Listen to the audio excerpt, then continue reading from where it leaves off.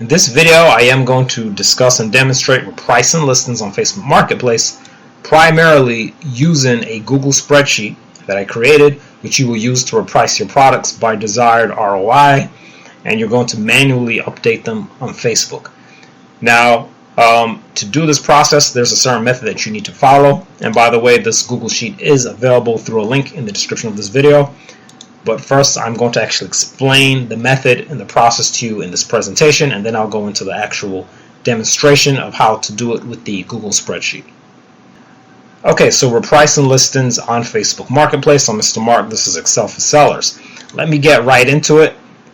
Number one, the different ways to reprice a product. Okay, one way that you can reprice a product is randomly, and when I say randomly, I mean simply choosing the prices that you think make sense, but it's somewhat random because you're not necessarily doing a mathematical process. So in that way, I mean that it's random, but it's not really completely random, right? Another way to do your repricing is by desired profit, meaning that you calculate a price that's going to give you a certain dollar profit. All right, you're going to earn a certain number of dollars in profit on that particular product. A third way that you can reprice is based on the desired ROI, meaning your return on investment. And this is actually my preferred way, and I believe it's the way that we should all do it, which is calculating a price that gives you a certain ROI. And I'm going to explain why this should be the method of repricing. Why ROI? Why ROI, right? Well, because the ROI tells you, if you're familiar with ROI and return on investment, you know that it tells you how profitable your business is compared to the amount that you invest in it, right? Based on the amount that you're putting in, how much you're going to get back as a percentage of what you put in, right? So therefore, having a desired ROI and a minimum ROI is going to allow you to really control how profitable your business is and to measure the profitability of your business, knowing that there's a certain ROI that you're trying to earn on your sales. So, in order to do this, we need to calculate the ROI, and we need to be able to calculate the price that we need to get the desired ROI that we want to make. And there are two main formulas. For one is actually three. First of all, the profit formula itself, meaning how do you calculate the profit? Well, you take the price of the item, you subtract the fees, or the fee if there's one fee, and you subtract the cost as well, the original cost of the item, and of course that gives you the profit. The ROI is then this profit that you've earned on an order divided by that cost. So giving you a percentage. So if your ROI is 50%, you invested $100, you made $50. You made half of what you put in, came back to you in profit. All right.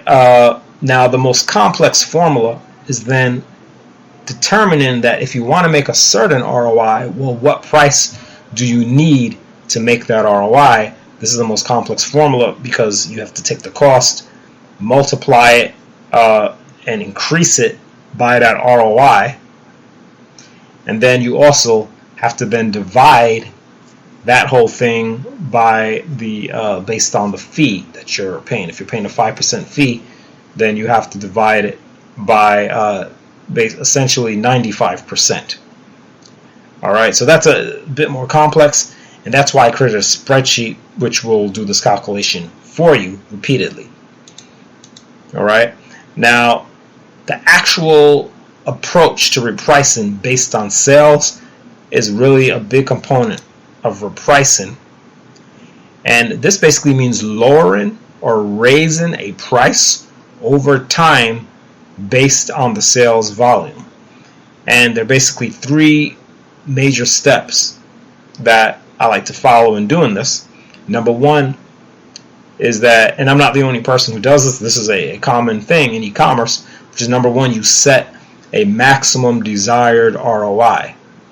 For example, 50%, right? You want to make a 50% ROI. You've decided, well, that's the most you expect to get for this product, so you start your ROI at 50%, right? It has to be reasonable. Okay, the ROI, the desired ROI has to be reasonable. We don't want to just put 1,000% unless we really, think that you can get that higher percentage, right? The other thing, number 2, is to set a minimum, or min, as we call it, desired ROI, which means this is the smallest amount that you are willing to take in your particular business. Some people don't mind getting 5%. Some people really want larger numbers. It depends, and it depends on how much money you're putting in. If you're putting in very little money, of course you want to be trying to make larger percentages, right? But sometimes if people are doing very large sales volume, they don't mind taking a smaller ROI, but you need to decide what is your minimum ROI that you are willing to take in your business. Number 3, if the product does not sell for any reason, if the product just doesn't sell at the price that it's at, then what you're going to do is you're going to keep lowering this desired ROI. Now, I said by 5% after 1 day. It's not a rule, it's not a rule of thumb.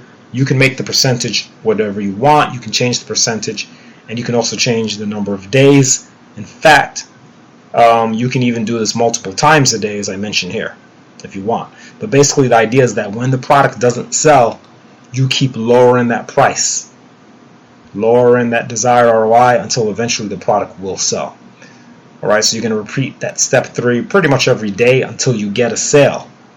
Or when you reach the minimum ROI, you have to be strict that if this is your minimum desired ROI, that you don't go below that.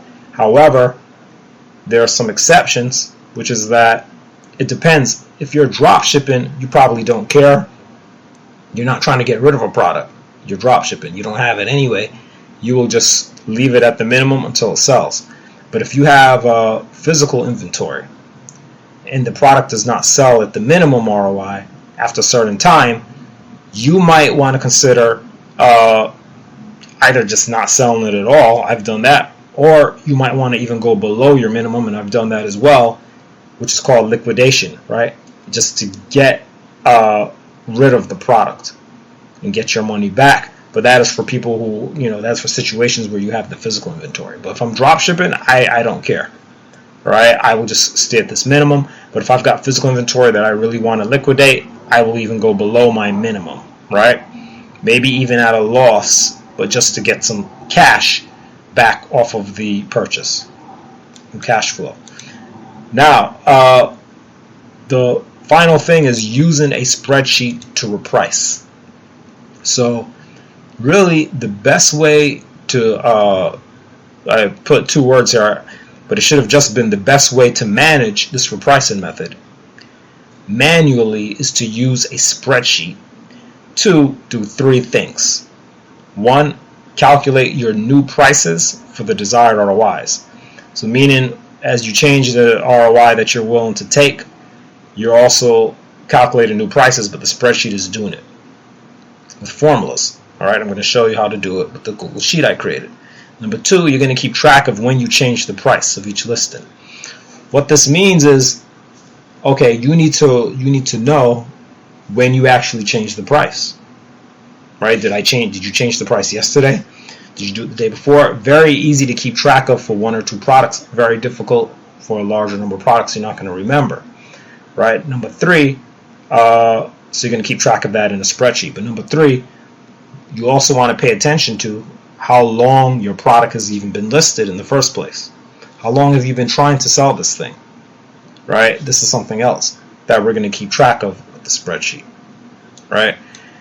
So I believe that is it. That is basically the concept that goes into the method. Now to actually do it, I'm going to go on to the Google Sheet, and as you can see, I already have things filled in. Now what I'm going to do is actually clear this data out so I can do it from scratch. So you have a blank Google Sheet, you get a copy of the sheet, and let's say you're selling this product. All right, it's a mainstays, it's a TV stand from Walmart. I see it's $59 on Walmart, and then I see here on Facebook, for instance, someone is selling it for $64 and she's charging $29 shipping, right? Okay, just as an example, right? And just imagine that this is your listing, although it's not, but let's imagine this is your listing, right? So if you were going to enter this in here, if this were your listing, you would take this listing ID, which if you can get in the URL and just double click in here, you can just copy that listing ID. That is what I do to keep track of my listings, and then I'll do paste special in here, but this format will need to be number, actually format number, and I'll make sure that this is custom number, okay, so that it doesn't have all those commas. The other thing is the link, and if you don't want to do the item number, you don't even have to do that. You could just copy the link if you want. It kind of depends on what you're going to do. I like to have both, and I just pasted this in here. The other thing is the date listed. Let's say you literally, let's just say you listed it today, and now the title. And I think the title is another, for Facebook, a good way of identifying which product you're dealing with. And so I'm going to paste that as well. Now over on the supplier part, I'm going to go to Walmart and copy that link, paste it in here for the product link, right? Supplier, product, and cost. How many units do I need to buy to fill this order? Just one. So it's 1 unit, and the price is $59. Okay, and I'm typing in that price, 59, right? So you see this is manual. You see the subtotal is calculated, units by unit price. The shipping, expect to pay 0 shipping on this product, and the tax, this is really, again, for drop shipping. So for drop shipping, it's going to be 10% if I'm drop shipping this product, right? Because ideally your product this size is being drop shipped. But even if you're not drop shipping, you can still use this, right? Because you, for instance, could just leave out the tax. If you already bought the product and you're doing, say, arbitrage, you can just put the units in the unit price and it'll calculate the total cost, right? But if you're drop shipping, you're going to need that 10% tax, right? Or 8% or whatever you want to use for average tax, or 0 if you don't pay any tax, if you're tax exempt at the supplier. Now the Facebook fee is the next thing. Standard Facebook fee is 5%. This will determine a break even for you right away based on the cost and based on the referral fee. It's going to calculate for you a break even. Why does it say break even total sale? Meaning, well, that means that this is the total sale that you would have to charge, meaning the shipping and the price together, all right, to break even, to make a 0% profit. Okay, just to break even and make, just so you don't lose money. All right, so we know that we need to charge at least $68.32. But how about the desired ROI? So what you have to decide is, well, how much do I want to make on this product? So you might decide that 50% is the maximum ROI. Remember I mentioned the maximum ROI that you want to make, right? Max ROI. So you're going to start off with the max, and that puts your total sale desired at 102.47. Now we know that Facebook Marketplace doesn't do decimals, so I might just round it off to 102. But sometimes, using psychological pricing as well, you might even want to bring this down a little below 102. You might even just want to make the price an even $100 if you wish, right? That's something you could do as well, right? So it doesn't always have to be so exact. You can kind of adjust things a little, right? Now the shipping charge, if you're going, well, okay, yeah, if you're going to charge shipping, like for instance, the seller is charging shipping, right? You don't have to. If you don't want to, let's say you make the shipping free. Okay, let's just, for simplicity, make it 0. You see the total sale 0. But by the way, if you did charge shipping, it would add together and give you a total sale price. Your total sale will be higher. But I'm just going to leave shipping as 0 to simplify things. And the last update, okay, this is going to mean, this is how you're going to keep track, as I said in the presentation somewhere, of when you change the price of each listing, right? So we did number 1, we calculated the price from the desired ROI. Now we're going to keep track of when we change the price, right? So every time you change the price, you're going to put today's date, for instance, May 3rd, okay? So this was the last time you changed the price. Now something I'm going to do here which hopefully I did on the original copy, but if anything I'll go change it. But I'm going to format this number, and anyone can do this. Format number. Okay, first of all you select the column. But this might already be done on the copy, but I'm just showing you anyway. Date, time, and this will give you the date and the time format. This way, if you really want to be specific, you can even put May 3rd, 5/3. You put a space and you put the time. Like right now it's 3:25 p.m. I might literally want to put 3:25 p.m. as when I last updated, and it will actually store the exact time, right, that I last updated the product.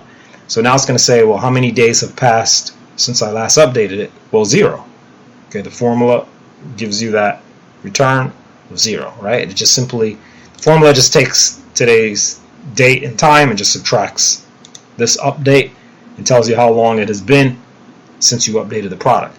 So now what you are going to do is you're going to look at this and you're going to pay attention to how much time has passed. So let's say, now today's May 3rd, so it's not going to change.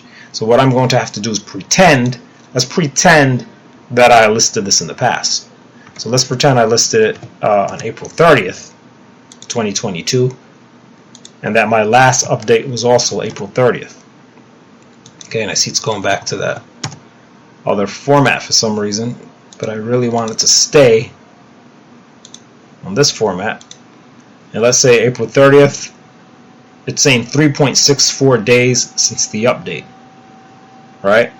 So this would mean that almost 4 days have passed and I have not updated the price on this product. That's actually probably not a good thing. Really, I probably would want to update this every single day. So whenever I see this, I'm going to want to update. So what I would do now, if you remember in the presentation, I mentioned you could do, for instance, where is it? 5% every time you reprice it, or like 5% each day. Well, I already missed a few days technically, but let's just say you want to lower it 5%. You would change desired ROI to 45%, and then the new desired total sale is going to be lowered to 99, which really isn't any much different from where my price is right now. So again, it's not, you don't have to be so exact because you're not a computer, right? You're a human being, so you can think and you can say, well, hey, maybe I'll go a little lower because 99 is basically the same price, right? Or maybe, maybe I'll drop it to 40%, which is why I said this is not fixed. You can change the percent and also the number of days that you want to reprice, right? So I might change it to 40%, and now it's telling me 95. 64. Okay, I can cut off the 64. Maybe I'll just make it $95. But now what I need to do is I need to update the date. Remember, I just updated it. I just changed the price. So now I need to record that, okay, on May 3rd at 3:28 p.m., I just changed the price. All right, now it has been 0 days since I updated it because I just updated it. Now tomorrow, on May 4th, this is going to change to 1. Right, tomorrow, 24 hours from now, it's going to say days since update is going to be 1. It's going to say 1 day since the update. Right? That's a day later. So then I will say, all right. And the idea, again, of this is that the product, if you remember, has not sold yet. Right? And this is why we are lowering the price this way. Now let's say you keep lowering it in the future, and let's say eventually you get down to 20% ROI. You're down at like $82 at this point, let's say in the future. At this point, it sells, right? Well, then that's it, right? You've made your 20% ROI, sold for $82. But let's say the minimum ROI you're willing to take is 10%, for example. It might eventually get down to 10. You might put this to 10%, eventually trying to get it to sell. Now you're down all the way down to $75 for your price. Still hasn't sold. Well, if you're drop shipping, quite likely you're just going to leave it at that minimum because you're being strict about the amount you want to make. But when you have physical inventory, if you can't return it, or you don't want to return it, or whatever your situation is, then perhaps you may consider, okay, you know what, I'm going to go below that 10%. I'm going to take it down to 5%, which is like 71, and see if I can sell it down there, so on and so forth, right? And that is basically how you use this. So basically using the spreadsheet is really just a matter of the calculation. All right, it's a matter of the calculation being done instantly, where all you have to do is type in that percentage of what ROI you want to make, and it's giving you the price that you need to make the ROI, right? And then you just put it in when you did this change, so that you can remember. And then of course you're also going to go right on here on the listing, and of course you're going to keep changing the price. And this is a manual process, right? This is not software. This is not using software. This is doing it manually. Okay, that's what you're doing. You're doing it manually. Now it is possible with some softwares with an upload to potentially upload these kinds of changes. And some softwares already have their own setting that you can go in and change the ROI that way, and then they will reprice the product for you, right? Such as FBM Fox is one program that I know can do that I've used in the past, right? But if you want to just go 100% manual, you can definitely do that and just update these manually on your Facebook. The other thing is then there's a profit calculation back here based on everything, and I have to see if this is updated, because so the fee times the total sale, right, and then the payout that you're going to get, the profit you're going to make is going to be that payout, then subtracting the total cost of the product itself, and then the ROI is going to be the profit divided by that cost, right? So it's telling you 4% is the ROI that it estimates that you will make on this product. But yet my desired ROI here is 10%. Oh, I'm below. Okay, so I'm below. Whoops, yeah. Right, I still had it set to the 5%. So this is the 75. Yeah, okay, now it's right. So now this is the correct ROI of 10%, right? Remember, 10% ROI, $75. I still had it on the old price from the 5% ROI. But now that I put it to the correct $75 based on the 10% desired ROI, you can see that in fact the ROI is 10%. Okay, you can see it's being calculated right here. Right? Estimated profit, which is in column X, divided by L, which is the total cost. Right? Now, other thing you have is cashback and total profit. If you're getting cashback, for instance, ShopSmarter.com gives 10% cashback at Walmart. Right? You can get 10% cashback. Right? That's extra cashback. If you have a cashback card you're using of some kind, another 2%. Right? And then you get a total ROI, 20.88%. Okay, 20.88%. Is going to be your new total ROI with all that cashback. Right? And that's pretty much the idea of repricing. Then when you get your orders, I do have an order sheet as well. And you can place your order, your Facebook order information can go in here. Right? The parts that you feel like you need, you fill them in. If you don't need something, you don't use it. Right? But whatever you need, you're going to go ahead and put those in, right? But you should definitely put in like the order number, things like that, the sale, the fee, so you can get the profit.